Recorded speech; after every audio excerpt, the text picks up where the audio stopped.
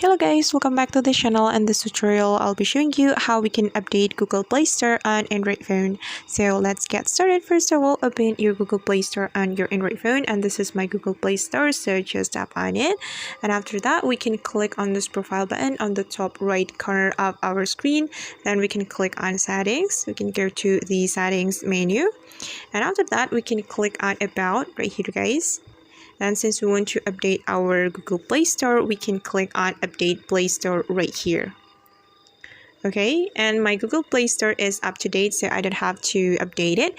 And if your Google Play Store is still outdated, you can tap on this button, then you can update your Play Store. Okay guys, and that's how we can update Google Play Store on our Android phone. I hope this tutorial will be helpful for you. Thank you so much for watching, and if you find this tutorial is helpful, don't forget to hit the like button, leave your comments, and also subscribe to this channel. See you on the next video.